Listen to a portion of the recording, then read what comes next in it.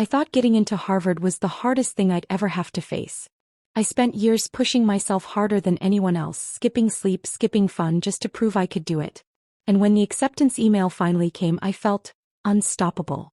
I felt like all my sacrifices had finally paid off. But that feeling didn't last long. Because then my mom said something I'll never forget. She told me I had to give up my spot at Harvard. Just like that. No debate, no discussion. And the reason? My sister needed it more. I couldn't believe what I was hearing. My heart sank, my mind raced, and I felt like the ground had been pulled out from under me. All those late nights, all that hard work, all the dreams I had carefully built. Just gone. In that moment, I didn't know if I should be angry, sad, or numb. But one thing was clear. My life had changed forever. And even though it felt like the world had turned against me, that day didn't break me. Instead, it lit a fire inside me, a fire I never knew existed. A fire that would push me to fight, to prove, and to rise in ways I hadn't even imagined yet. Harvard wasn't a fantasy I picked because it sounded impressive. It was a goal I earned through years of struggle, sacrifice, and relentless effort. Every late night I stayed up studying while others were out having fun. Every weekend I spent buried in books instead of with friends. Every moment I said no to distractions was for this one chance. People often think success comes easy to some and not to others, but they don't see the quiet battles behind the scenes. I remember nights when my eyes were so tired they burned, but I refused to stop. I remember moments of self-doubt creeping in, whispering that maybe I wasn't enough, that maybe someone else deserved it more. But I kept going. Because giving up wasn't an option. Harvard wasn't just a school. It was the proof that effort, persistence, and sacrifice could actually change your life. When the acceptance email finally arrived, I didn't just feel joy. I felt validation. I felt the weight of all those years of hard work finally paying off.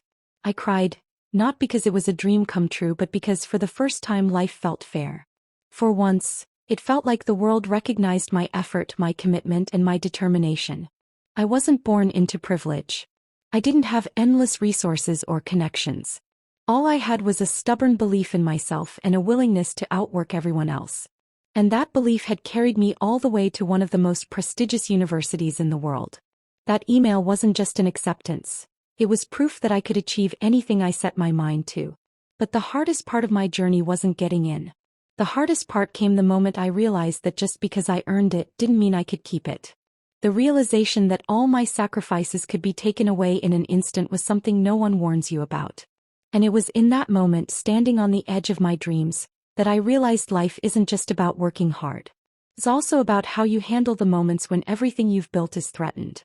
Harvard was my battle, my proof, my dream. And losing it? That was about to become the most defining challenge of my life. I thought I understood my family. I thought we shared the same values, the same dreams, the same idea of fairness. But that illusion shattered the moment my mom spoke the words that would change everything. "You have to give up Harvard," she said, her voice calm, almost casual. "Your sister needs it more." For a moment the world stopped. I couldn't process what I was hearing. My sister, who hadn't put in half the effort I had, was suddenly more deserving? My years of hard work, my sleepless nights, my sacrifices, did they mean nothing? I tried to argue, to make her see reason. I tried to remind her of everything I had endured to earn that acceptance. But my words didn't matter. My mother's decision was final. The family-first logic was wrapped around a justification that felt cruel, unfair, and impossible to accept. I remember standing there, frozen, feeling anger, confusion, and heartbreak swirl together. It wasn't just disappointment. It was a deep, burning injustice. I had worked for something my entire life, and now it was being taken from me, not because I failed, but because someone else was deemed more worthy. In that moment I questioned everything.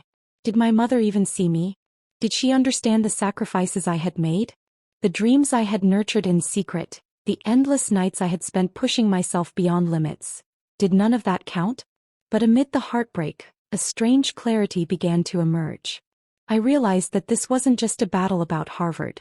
It was a test of resilience, of character, of whether I would let circumstances define me, or whether I would define myself no matter what life threw at me.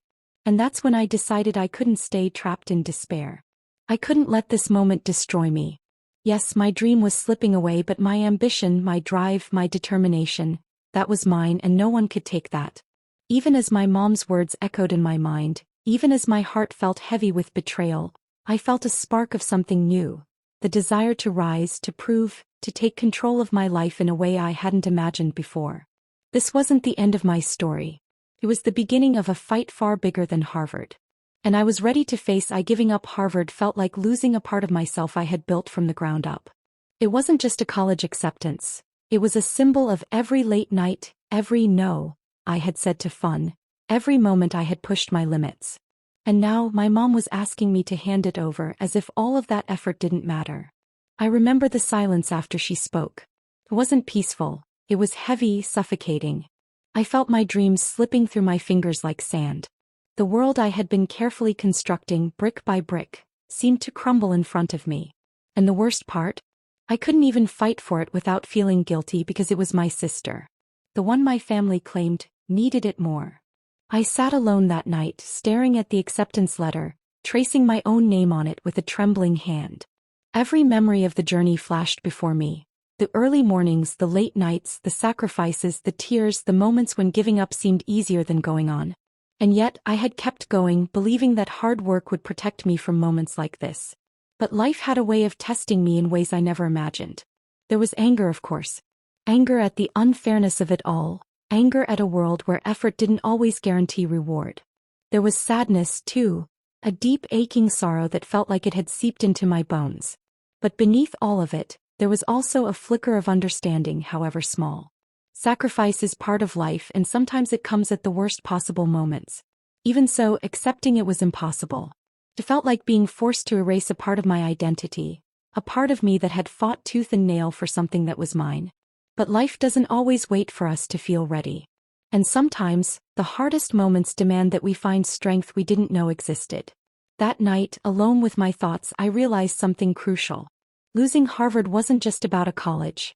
It was about resilience. It was about finding the courage to continue when everything seems against you.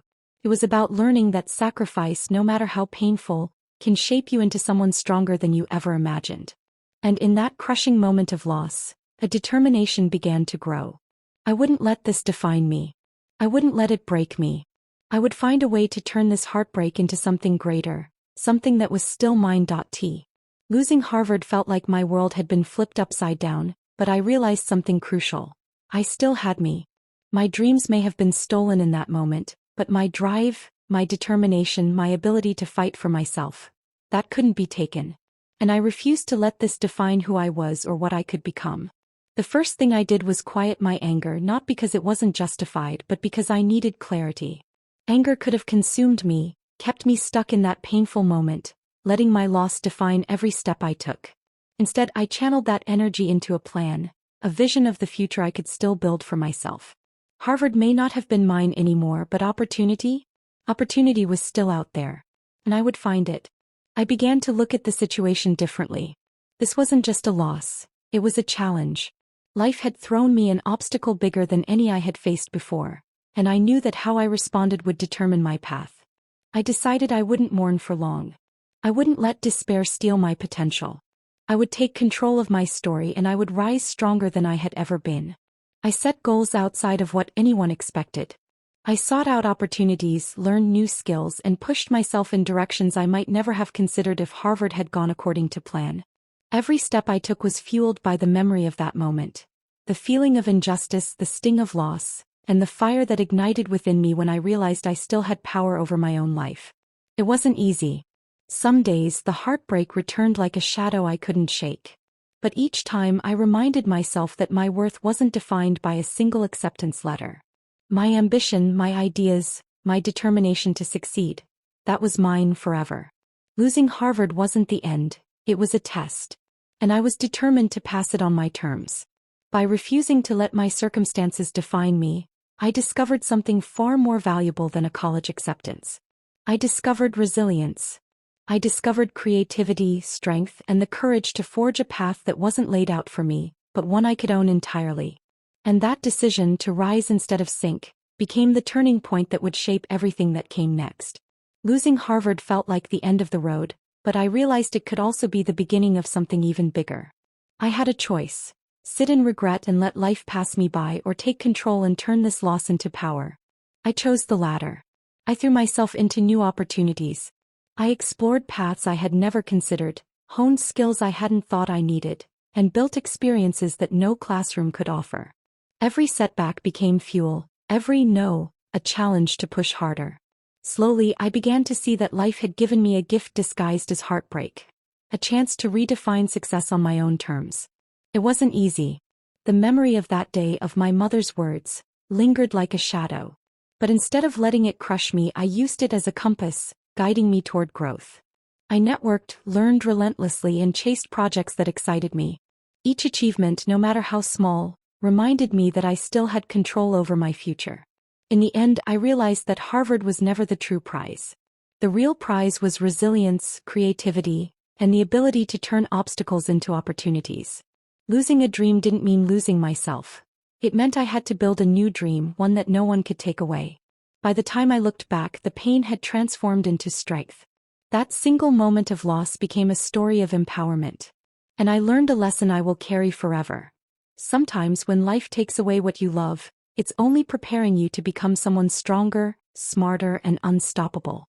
Losing Harvard felt like losing a part of myself, but it taught me lessons I could never have learned any other way. I realized that life isn't always fair, and hard work doesn't always guarantee immediate reward. But fairness isn't what defines us. How we respond to challenges does. One of the biggest lessons I learned is that resilience is stronger than any setback. When everything you've worked for is taken away, you discover the parts of yourself you didn't know existed. The determination, the creativity, and the courage to keep moving forward even when it feels impossible. That fire inside me, the one that ignited the day I lost my dream, became my guide.